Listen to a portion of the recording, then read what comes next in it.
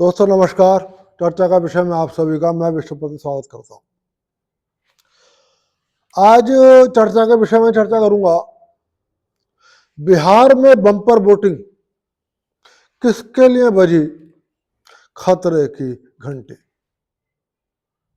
हालांकि मैं आपको बता दूं कि फिलहाल जेएनयू में स्टूडेंट्स यूनियन के चुनाव परिणाम आ गए और परिणाम बहुत दुर्भाग्यपूर्ण है। एक बार फिर राष्ट्र विरोधी ताकतें चुनाव जीत गई हैं जेएनयू के अंदर।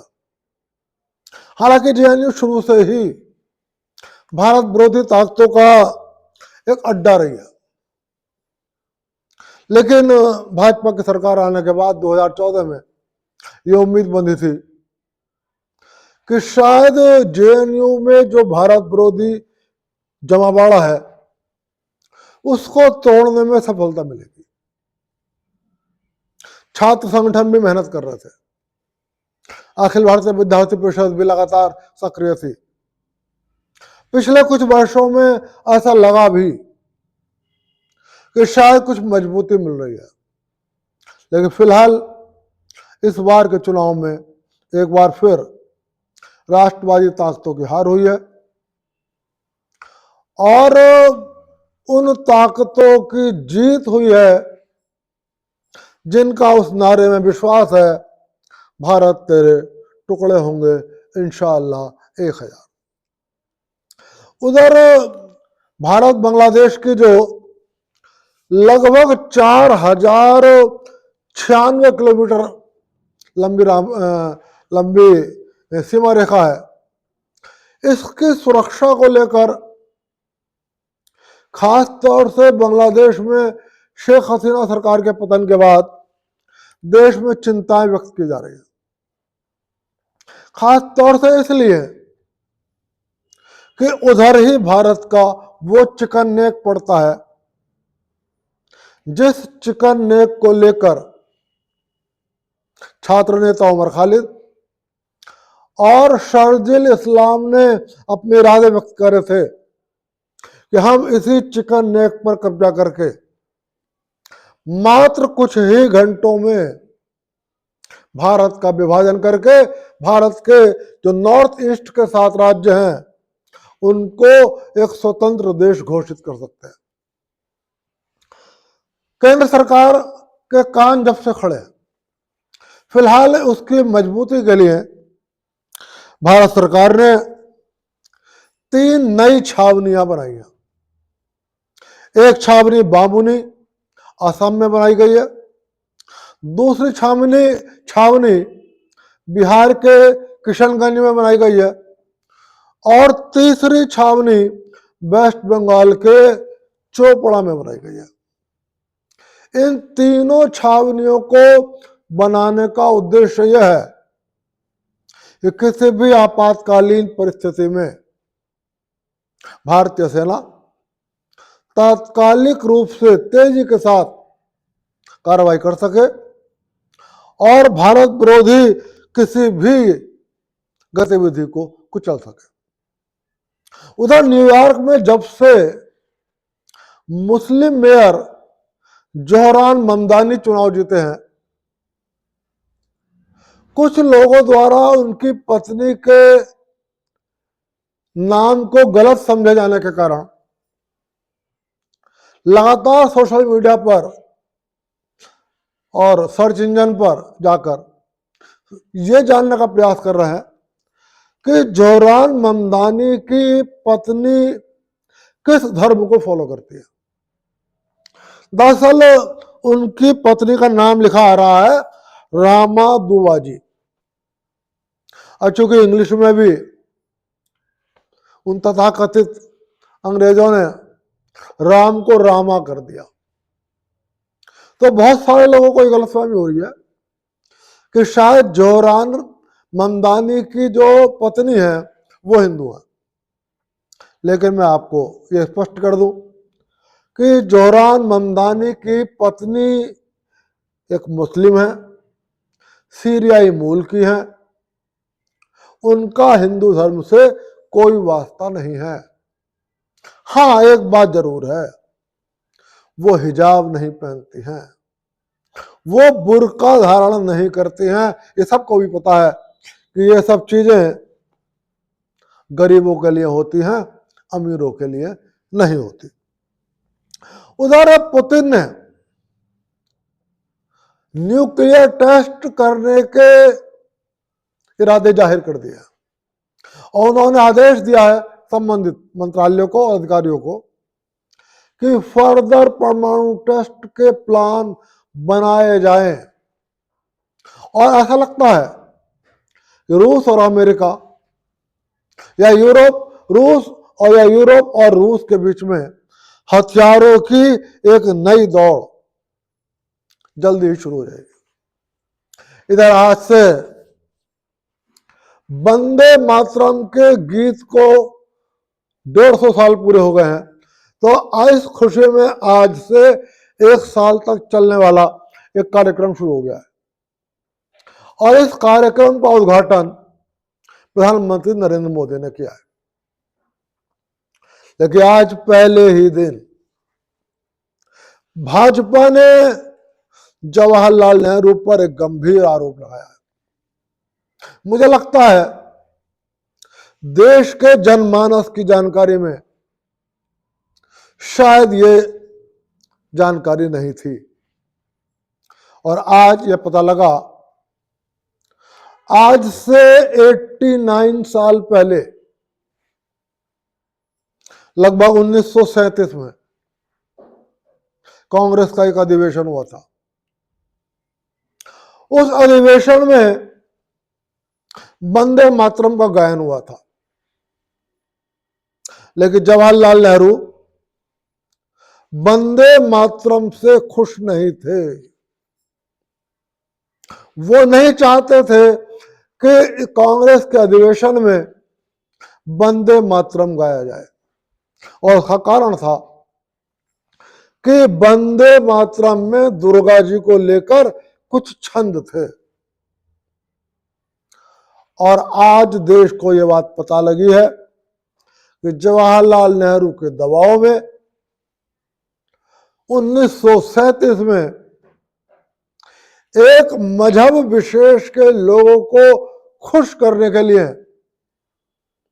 वंदे मातरम से दुर्गा जी से संबंधित छंद हटा दिए गए और वंदे मातरम का संक्षिप्तीकरण कर दिया गया। और प्रधानमंत्री ने आरोप लगाया है 1937 के इसी क्रम से, इसी काम से भारत के विभाजन की नींव रख दी गई थी।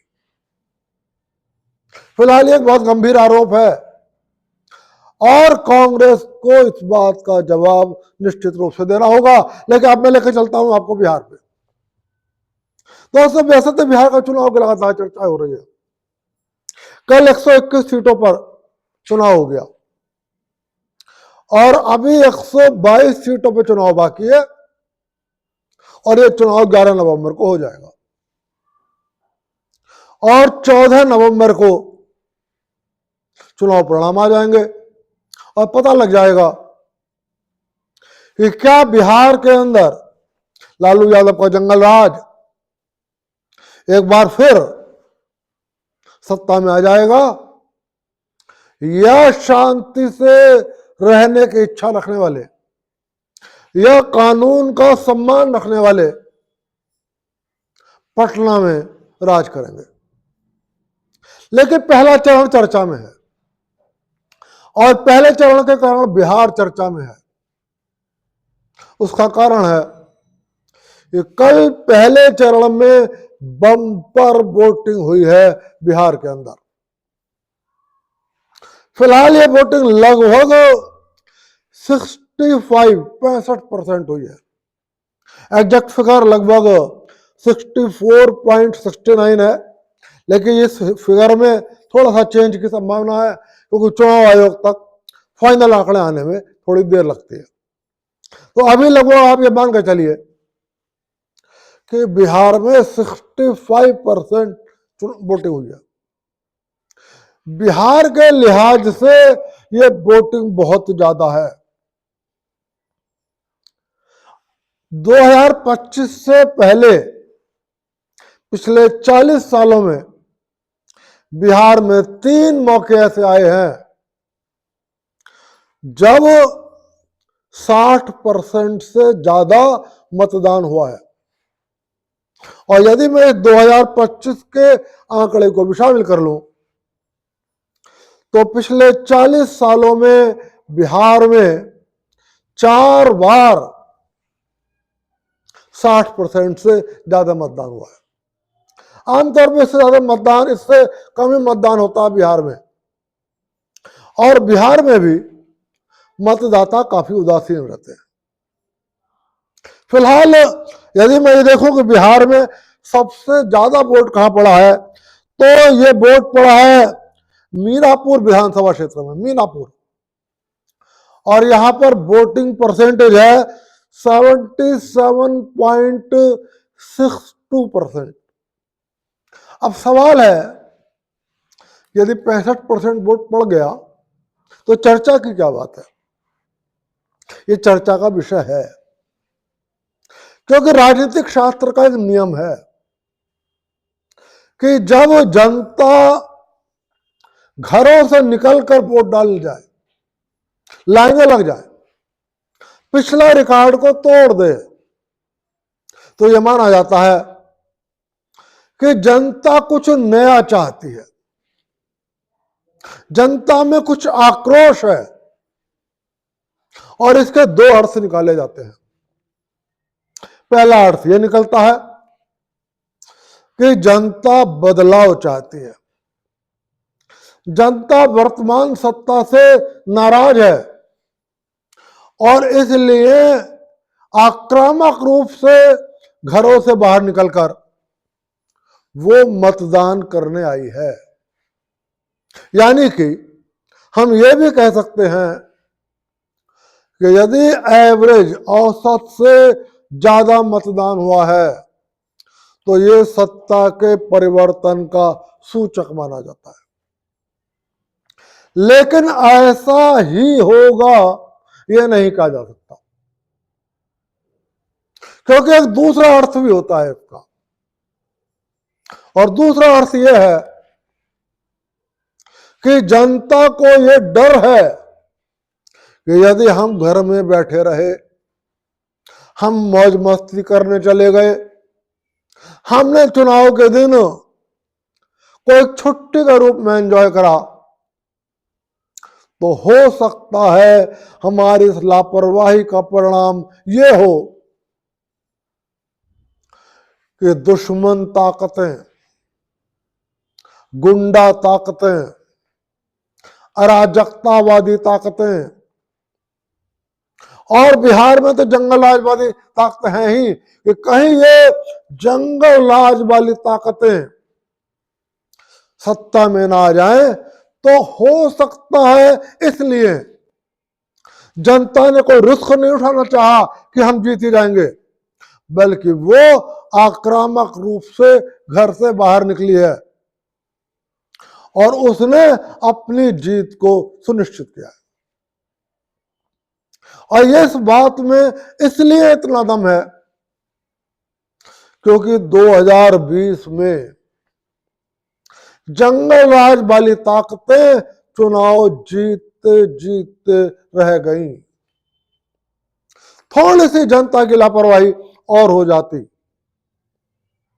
जितनी हुई थी 2020 में, तो 2020 में बिहार में कानून का सम्मान करने वाली ताकतें सत्ता में नहीं होती, बल्कि बिहार में वही दौर शुरू हो जाता कि सड़क पर जो भी जा रहा है, लूटना चाहो तो लूट लो और गोली मारना चाहो तो गोली मार कर हत्या कर दो, कानून तुम्हारी मुट्ठी में। तो यह भी संभव है कि 2025 में जनता को ये लगा हो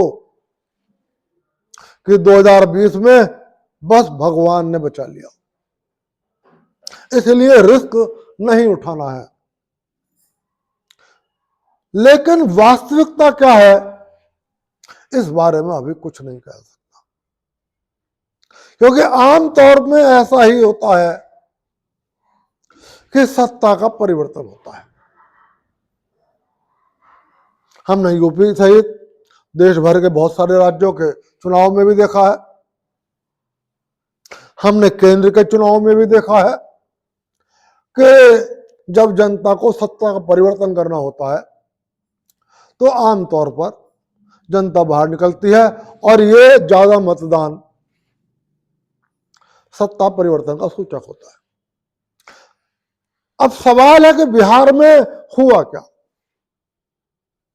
क्या ये चुनाव, ये बम्पर वोटिंग, ये 65% की वोटिंग जो पिछले 40 सालों में चौथी बार हुई है, क्या सत्ता के परिवर्तन के लिए है? यदि 2020 में जंगल राज वाली ताकतों के आने का डर ना पैदा हुआ होता तो यह संभव था कि इस बम्पर वोटिंग का अर्थ यही लगाया जाता कि नीतीश जा रहे हैं, मोदी जी बिहार से जा रहे हैं और लालू का जंगल राज पटना में वापस आ रहा है। लेकिन चूंकि 2020 में आशंकाएं थी, इसलिए मुझे लगता है कि इस बम्पर वोटिंग ने दोनों के ही खेमों में, चाहे वो जंगल राज खेमा हो और चाहे वो कानून का सम्मान करने वाला खेमा हो, दोनों खेमों में बेचैनी बढ़ा दिया। कल मैंने बहुत सारे न्यूज चैनलों के संवाददाताओं के ग्राउंड रिपोर्टिंग को बड़े ध्यान से देखा। कुछ यूट्यूबर्स तो घूम ही रहे हैं, बहुत सारे कांग्रेस समर्थक या जंगल राज समर्थक यूट्यूबर्स को बड़ी दिक्कत का सामना इस बार बिहार में करना पड़ रहा है। वो जनता से पूछते हैं कि वोट किसे दोगे, वो कह देते हैं कि जो जंगल राज को हराएगा उसे देंगे। वो पूछते हैं कि क्या तुम्हें नीतीश से नाराजगी है, वो कहते हैं कि हाँ कुछ नाराजगी है। वो पूछते हैं तो क्या वोट लालू को दोगे, बोले ना वोट नीतीश को ही देंगे। नाराजगी है लेकिन नाराजगी कहेंगे भी उससे। अब ये यूट्यूबर तुरंत बात को काटते हैं, किसी और के आगे अपने चेहरे के आगे अपना कैमरा कर देते हैं, कैमरा और माइक लगा देते हैं, वो भी यही कहता है। तो ये यूट्यूबर परेशान ही इस बात को लेकर हो रहे हैं कि आखिर हम बिहार में कैसे ये पता लगाएं कि ये मतदाता जंगल राज समर्थक है या कानून का सम्मान, कानून शासन, कानूनी राज का समर्थक है। बहुत सारे जो कल न्यूज चैनलों के संवाददाता ग्राउंड रिपोर्टिंग कर रहे थे, उनके सामने भी दिक्कतें थी। लेकिन मैं दो तीन जिनको मैं विश्वसनीय संवाददाता मानता हूं, उन्होंने दो तीन बातें उठाई और उन्होंने एक महत्वपूर्ण बात उठाई। उसने कहा कि हमने पिछले 1 महीने से हम बिहार में ग्राउंड रिपोर्टिंग कर रहे हैं और बिहार के अंदर हम गांव गांव गली गली घूम रहे हैं। हमने एक बात महसूस करी है, पुरुष वर्ग विभाजित है और पुरुष में भी एक जाति गोलबंद है। वो जाति किसी भी कीमत पर जंगल राज वाली ताकतों का साथ देना चाहती है। लेकिन उसके अलावा जो पुरुष वर्ग है, चाहे वो जिसे हम सवर्ण क्लास कह देते हैं, भूमिहार हैं, राजपूत हैं, वैश्य हैं, कायस्थ हैं, ये सब हैं, या उसमें अदर ओबीसी हैं, जैसे वहां पर कुर्मी है, मल्लाह है और बहुत सारे लोग हैं, ये गोलबंद दिखाई देते हैं उन लोगों की तरफ जो जंगल राज के खिलाफ हो, यानी कि लालू के खिलाफ हो। और तीसरी बात ये कहते हैं कि जो भूरा बाल, जिसे लालू यादव भूरा बाल कहते हैं, ये वाले पुरुष किसी भी कीमत पर ये नहीं चाहते कि लालू की सरकार वापस आए। तो इनका कहना है पुरुष वर्ग में विभाजन है। हालांकि मुकेश सहनी लालू के साथ हैं, लेकिन लालू ने मुकेश सहनी के सगे भाई को चुनाव में पीछे हटने को मजबूर कर दिया। इसका बहुत बड़ा प्रभाव मल्ला और निषाद समाज पर बैठा है। और जमीनी हकीकत ऐसी लगती है कि मुकेश सहनी के लालू यादव के साथ होने के बावजूद मल्ला और निषाद समुदाय शायद जहां वीआईपी का उम्मीदवार है उन सीटों के अलावा हो सकता है वो भाजपा और राष्ट्रीय जनता दल को राष्ट्रीय जनता वो जनता दल यू को मिला हो। लेकिन एक और बात वो कहते हैं कि महिलाओं में एक रिश्ता, एक रूपता है, महिलाओं में यूनिटी है। और वो पुरुष जो जंगल राज चाहते हैं उनके घरों के वोट बैंक में भी सेंध लगती दिखाई दे रही है। और ऐसा लगता है कि वहां पर भी महिलाओं का एक अच्छा खासा प्रतिशत नीतीश कुमार नरेंद्र मोदी के समर्थन में जाएगा। और कल के चुनाव में उनका कहना है कि पोलिंग बूथों पर महिलाओं की लाइन आक्रामक रूप से लगी हुई थी, जबकि पुरुष वर्गों में उनके मुकाबले उदासीनता थी। यदि ये बातें सच हैं तो इसका मतलब है कि ये जो बम्पर वोटिंग हुई है ये तेजस्वी यादव, राहुल गांधी, लालू यादव आपके लिए खतरा है, आपके लिए चिंता का विषय है। यदि ये बातें सच हैं तो निश्चित रूप से ये नरेंद्र मोदी या नीतीश कुमार के लिए खुशी की बात है। कई पत्रकारों ने नेताओं की बॉडी लैंग्वेज को लेकर अपना विश्लेषण दिया और उनका कहना था कि कल शाम 4 बजे के बाद, क्योंकि दोपहर 2 बजे तक यह निश्चित हो गया था कि बिहार में एबव एवरेज वोटिंग होने जा रही है, मतलब बिहार के अंदर पिछले रिकॉर्ड से ज्यादा आक्रामक रूप से, उत्साहजनक रूप से वोटिंग होने जा रही है। तो 4 बजे के बाद महागठबंधन के नेताओं की बॉडी लैंग्वेज से निराशा झलक रही थी। और वो ये नहीं कह रहे थे कि हम 2020 के प्रदर्शन को क्रॉस कर जाएंगे।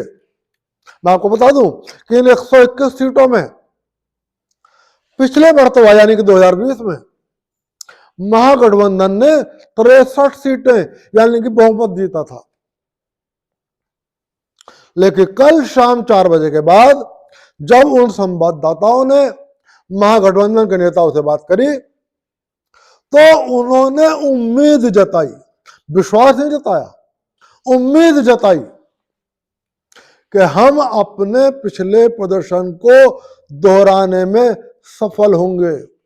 यह उनकी निराशा का प्रतीक है। इसका मतलब है उनके पास ग्राउंड रिपोर्ट थी कि ये जो बम्पर वोटिंग हो रहा है ये शायद नीतीश कुमार, नरेंद्र मोदी के पक्ष में हवा बहती हुई लग रही है। इसके विपरीत जब इन्हीं पत्रकारों ने एनडीए के नेताओं से बात करी शाम 4 बजे के बाद, वो बेहद उत्साहित थे, वो बेहद खुश थे और उन्होंने कहा हम निश्चित रूप से 2020 के प्रदर्शन के रिकॉर्ड को तोड़ने जा रहे हैं। और जितना दावा भारतीय जनता पार्टी और जनता दल यू के नेताओं ने अलग अलग करा, उसके हिसाब से एनडीए को ये उम्मीद है कि कल की 121 विधानसभा सीटों में से शायद 80 के लगभग सीटें एनडीए जीत जाएगा। फिलहाल सच्चाई में क्या होगा, ईमान वास्तविकता में क्या होगा, ये बात 14 नवंबर को पता लगेगी और हमें 11 तारीख को भी अंदाजा लग जाएगा कि अब महागठबंधन के नेताओं की बॉडी लैंग्वेज क्या कह रही है और एनडीए के नेताओं की बॉडी लैंग्वेज क्या कह रही है। फिलहाल बम्पर वोटिंग हुई है, इसके दो अर्थ हैं, दोनों अर्थ मैंने आपको बता दिए। बॉडी लैंग्वेज मैंने आपको बता दी कि एनडीए के नेताओं की बॉडी लैंग्वेज उत्साहित है और महागठबंधन के नेता कुछ में कुछ निराशा नजर आ रही है। लेकिन ये बम्पर वोटिंग क्या लालू यादव के पक्ष में है, क्या जंगल राज के पक्ष में है, क्या बिहार की गुंडा ताकतों के पक्ष में है, या बिहार में जंगल राज को समाप्त करने वाले नरेंद्र मोदी और अमित शाह की जोड़ी और नरेंद्र मोदी और नीतीश कुमार की जोड़ी के पक्ष में है, इसका सच 14 तारीख को ही सामने आएगा। एक बात और निश्चित रूप से कहूंगा कि अब 11 तारीख को वोटिंग है, आप सबसे, हालांकि उससे पहले मेरी आपसे बात होगी, 11 तारीख को भी हर आदमी, हर महिला, हर युवा, आपसे अनुरोध है कि घर से जरूर निकलें, वोट डालने जरूर जाएं। फिलहाल इस बम्पर वोटिंग ने दोनों ही खेमों में बेचैनी पैदा कर दी है। परिणाम क्या होगा इस पर चर्चा 14 तारीख को होगी। चर्चा के विषय में आज की चर्चा यहीं तक, फिर मिलूंगा, फिर चर्चा करूंगा किसी विषय पर। तब तक के लिए चलते चलते आपसे निवेदन कर रहा हूं, वीडियो पसंद आए लाइक कर देना, चैनल को सब्सक्राइब कर देना। आप सभी को विश्वपति का नमस्कार।